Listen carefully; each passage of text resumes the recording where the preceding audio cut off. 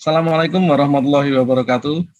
Waalaikumsalam warahmatullahi Ya, Bapak Ibu sekalian, senang sekali pagi hari ini kita ke arah timur, walaupun ada juga yang ikut dari barat, yaitu Lampung, Pak Mariun.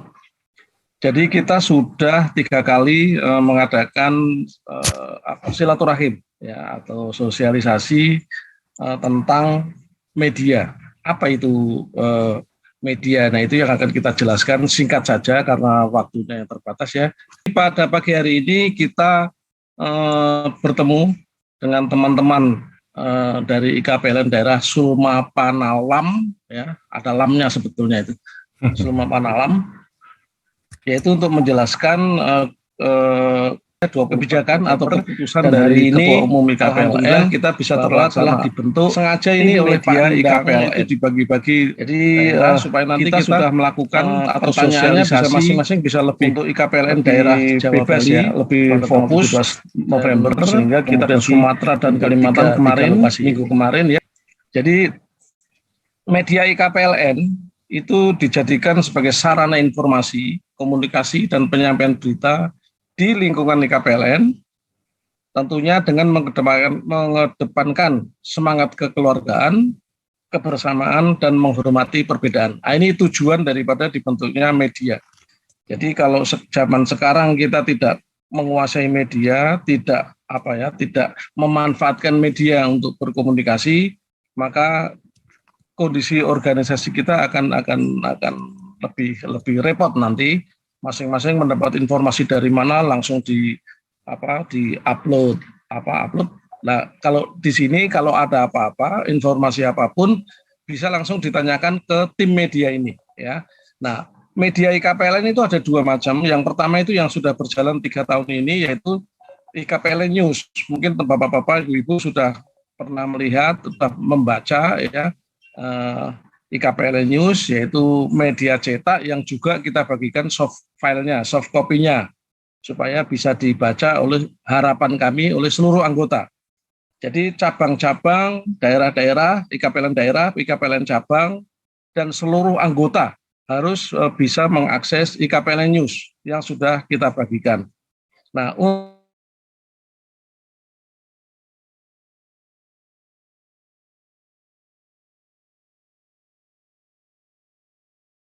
untuk ya, jadi website IKPLN ini harus betul-betul bisa kita manfaatkan sebagai media elektronik untuk mempercepat informasi.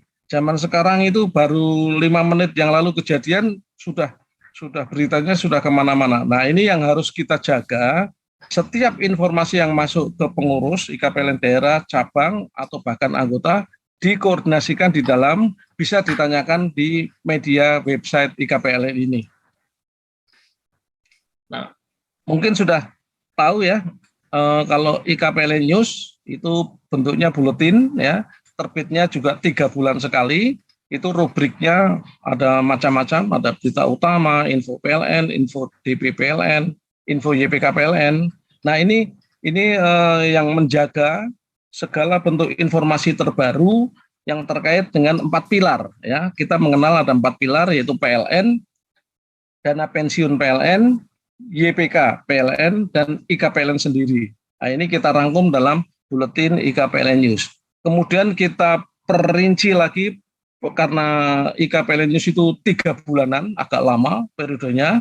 Nah, untuk website IKPLN ordernya sudah lebih cepat, ya, lebih cepat. Itu bentuknya sudah website. Apapun ingin ditanyakan, apapun ingin diupload, apapun akan disebarkan kepada anggota, bisa sifatnya real time ya, anytime ya.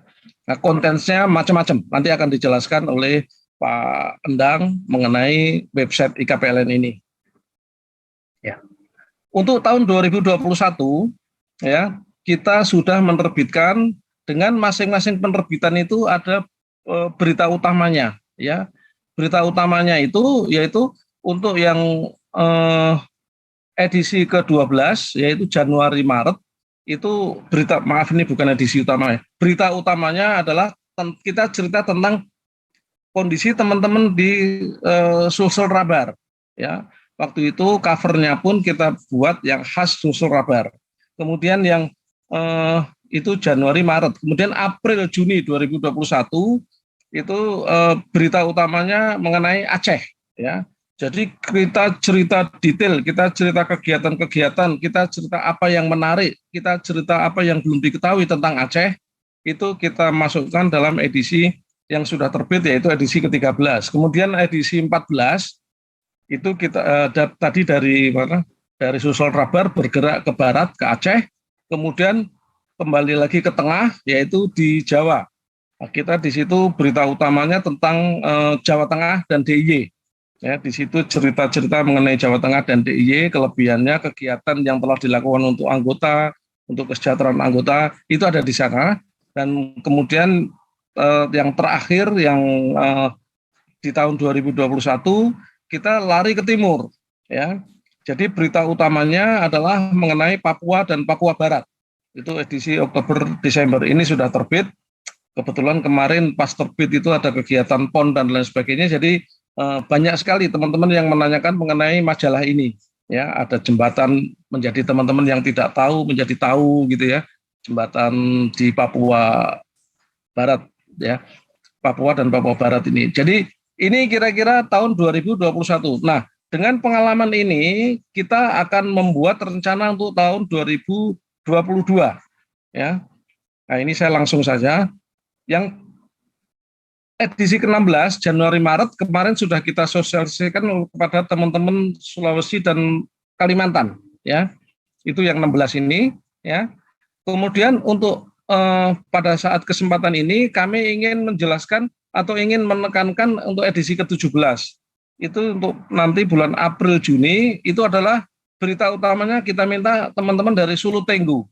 Ya, jadi Sulu Tenggu bisa melihat edisi yang sebelumnya bagaimana daerah-daerah itu menampilkan daerahnya, kelebihannya apa, kesejahteraan anggotanya bagaimana. Berita utamanya kita minta di Sulu Tenggu. Ini untuk tahun 2022.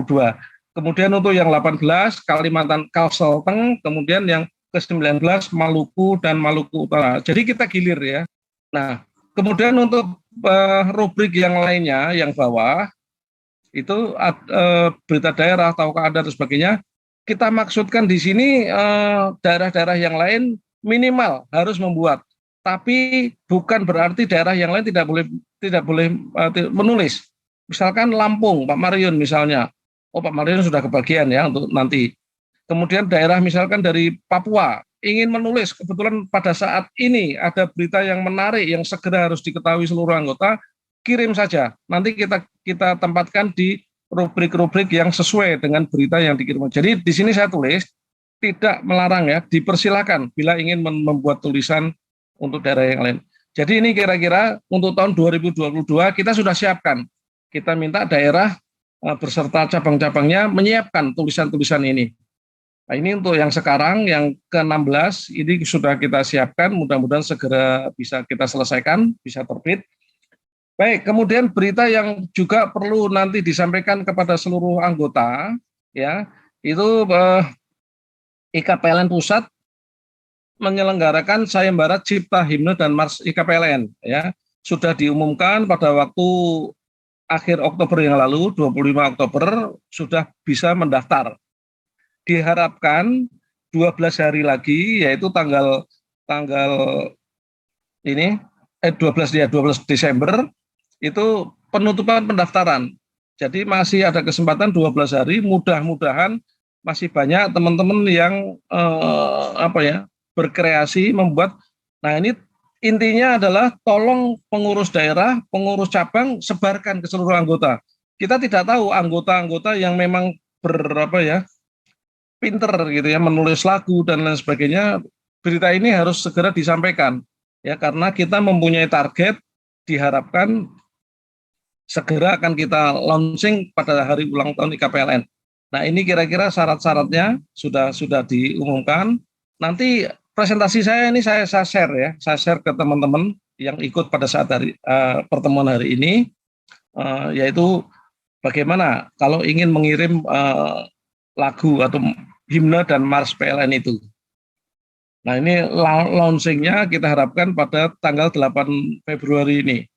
Pas hari ulang tahun IKPLN, kita mempunyai himne dan mars PLN. Itu harapan kita.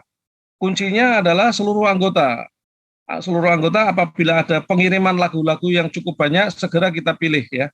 Jangan sampai pesertanya misalkan hanya 1 atau 2, mungkin tidak bisa kita harus kita revisi lagi jadwalnya. Tapi kita mengejar kalau bisa tanggal 8 Februari ini sudah kita umumkan. Baik, saya kira itu aja dari saya Pandang. Ini hanya pesan yang selalu saya sampaikan kepada daerah, cabang ya, pada saat pertemuan-pertemuan. Kunci kalau kita ingin berhasil, suatu IKPLN daerah, cabang, dan anggotanya ingin berhasil dalam kegiatan di IKPLN, itu membutuhkan 3 ini. Kalau 3 ini bisa kita jaga, kita bisa wujudkan, yaitu komitmen. Jadi kalau kita sudah bersedia menjadi pengurus IKPLN daerah, pengurus IKPLN cabang pada suatu program gitu ya, kita sudah siap untuk rapat dan sebagainya, kita harus komit ya, kita harus komit. Jadi acara kita bisa berjalan dengan baik. Kemudian communication, kunci yang kedua ya. Tidak ada persoalan yang tidak bisa diselesaikan kalau kita mau berkomunikasi.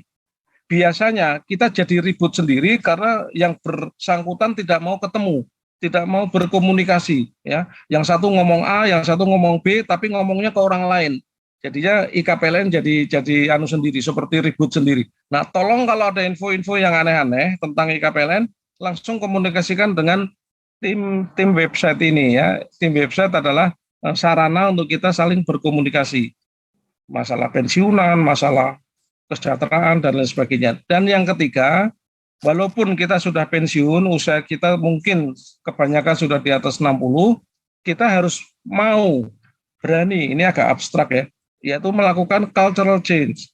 Jadi ada yang, saya susah kalau apa zooming segala itu. Sekali kita nggak mau merubah mindset kita nggak mau belajar mengenai Zoom, maka kita akan ketinggalan, itu pasti ya. Nah, ini kalau kita mau sukses ke depan ngurus IKPLN dan sebagainya, mari kita berani merubah kebudayaan kita yang kurang baik menjadi lebih baik, yang kurang maju menjadi lebih maju ya. Saya belajar Zoom juga tidak langsung bisa ya, itu bulanan itu. Guru saya Bu Mulyati itu, kalau ada apa-apa saya sering nanya ke Bu Mulyati. Nah, sekarang master untuk Bu Mulyati sudah jagoannya Zooming. Nah, kita ikut-ikutan ya. Kita ikut-ikutan. Ya. Saya kira itu Pak Andang, mudah-mudahan pertemuan hari ini bisa mendapatkan masukan. Teman-teman kalau bisa bergabung membuat semacam grup gitu ya. Kalau ada apa-apa langsung diinfokan ya. Jadi semua sama. Semua geraknya sama, semua informasinya sama. Kalau ada masalah sampaikan, ada usul, jangan takut berbeda pendapat ya, jangan takut berbeda pendapat ya. Jadi beda pendapat nanti diolah, nanti diputuskan mana yang terbaik. Keputusan yang diambil adalah keputusan yang terbaik bagi sebagian besar orang ya. Ada yang tidak puas nggak apa-apa ya, ada yang tidak puas nggak apa-apa, tapi untuk sebagian besar itu kita harapkan puas. Jadi silahkan Pak Endang untuk bisa mengajak teman-teman berkomunikasi terus-menerus sehingga website kita menjadi banyak peminatnya, banyak yang memonitor, dan banyak yang memberikan masukan. Sekian, billahi taufiq wal hidayah. Assalamualaikum warahmatullahi wabarakatuh.